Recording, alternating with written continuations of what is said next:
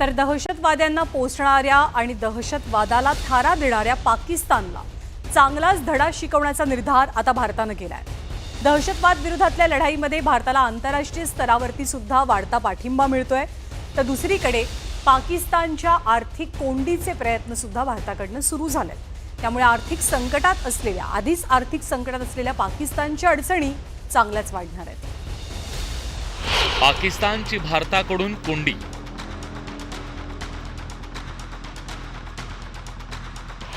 जगभरातून भारताला वाढता पाठिंबा,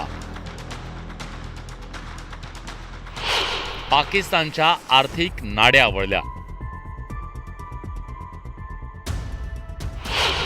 पहलगाममध्ये दहशतवादी हल्ल्याचं प्रत्युत्तर देण्यापूर्वी भारतानं जगासमोर पाकिस्तानचा खरा चेहरा उघड केलाय।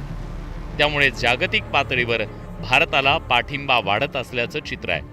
पहलगाम दहशतवादी हल्ल्यात झालेल्या 26 निष्पाप पर्यटकांच्या हत्येच्या घटनेचा जगभरातून निषेध केला जातोय। या हल्ल्यानंतर भारत दहशतवाद्यांविरोधात आणि दहशतवादाला खतपाणी घालणाऱ्या पाकिस्तान विरोधात मोठी कारवाई करण्याची शक्यता आहे।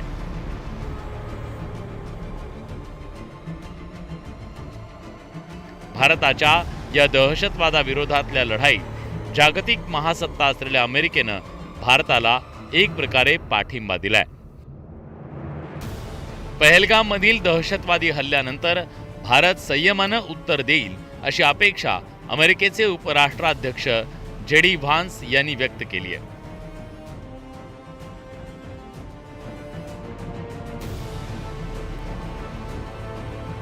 Well, sure. I'm worried about any time you see a hotspot breaking out, especially between two nuclear powers. We've obviously been in close contact with our friends in India and Pakistan.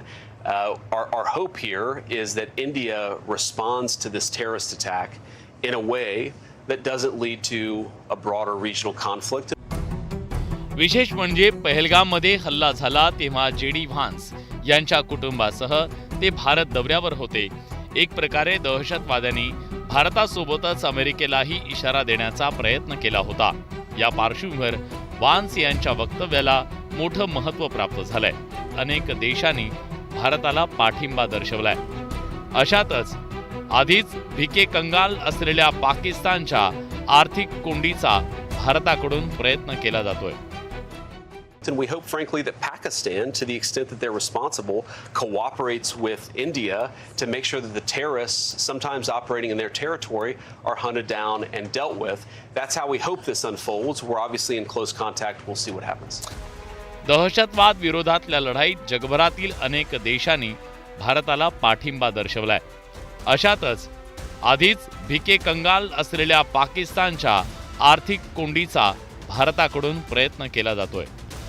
पाकिस्तानचा पुन्हा एकदा financial action task फोर्सच्या grey लिस्टमध्ये समावेश करावा यासाठी भारताचे प्रयत्न असणार आहेत। दहशतवादाला पाठबळ दिल्याबद्दल पाकिस्तान 2018 पासून FATFच्या ग्रे लिस्टमध्ये होता, मात्र ऑक्टोबर 2022 पासून या ग्रे लिस्टमधून त्याला बाहेर काढलं गेलंय। पाकिस्तानचा या ग्रे लिस्टमध्ये समावेश झाल्यास पाकिस्तानला आंतरराष्ट्रीय मॉनिटरिंग फंड, जागतिक बँक आणि युरोपियन युनियनकडून आर्थिक मदत मिळणं कठीण होईल। त्यासोबत आंतरराष्ट्रीय नाणेनिधीकडून पाकिस्तानला मिळणारी मदत स्थगित करावी यासाठी भारताचे प्रयत्न आहेत। IMF कडून पाकिस्तानला $7 बिलियन निधी मिळतो। या निधीचा वापर पाकिस्तान दहशतवादी हल्ले आणि भारताविरोधात कारवाईसाठी करत असल्याचं भारताकडून IMFच्या निदर्शनास आणून दिलं गेलंय।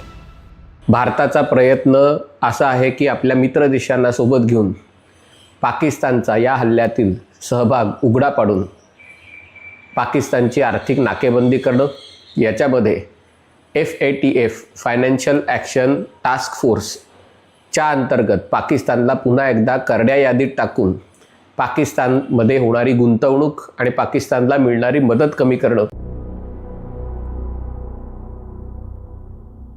एकीकडे पाकिस्तानच्या आर्थिक नाड्या आवळण्याचा प्रयत्न केला जात असताना आंतरराष्ट्रीय व्यासपीठावरही पाकिस्तानचा बुरखा भारताकडून फाडला जातोय। संयुक्त राष्ट्र संघात भारताच्या उपस्थायी प्रतिनिधी योजना पटेल यांनी दहशतवादाच्या मुद्द्यावरून पाकिस्तानला फटकारलंय। पाकिस्तानात दहशतवादाला प्रोत्साहन दिलं गेलं, या पाकिस्तानचे संरक्षण मंत्री ख्वाजा आसिफ यांच्या वक्तव्याचा दाखला योजना पटेल यांनी दिला. जगभरात दहशतवाद पसरवणारा देश म्हणून पाकिस्तानची ओळख असून इतर देशांनी या संकटाकडे दुर्लक्ष करून चालणार नाही, असं योजना पटेल यांनी यूएनच्या दहशतवाद विरोधी बैठकीत ठासून सांगितलं. Pakistan's Defense Minister Khwaja Asif admitting and confessing Pakistan's history of supporting, training and funding terrorist organizations in a recent television interview. This open confession surprises no one and exposes Pakistan as a rogue state fueling global terrorism and destabilizing the region. The world can no longer turn a blind eye.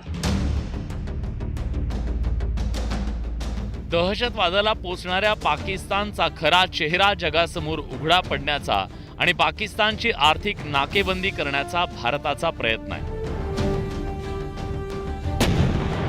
दहशतवाद विरोधातल्या या लढाईत भारताला जगभरातील अनेक देशांचा भक्कम पाठिंबा लाभतोय. त्यामुळे दहशतवादाला पोचणारा पाकिस्तानचा नापाक चेहरा जागतिक स्तरावर उघडा पडण्यासोबत पाकिस्तानची आर्थिक पातळीवर सुद्धा कोंडी होणार आहे हे नक्की. Bureau report, news 18 Lokmat.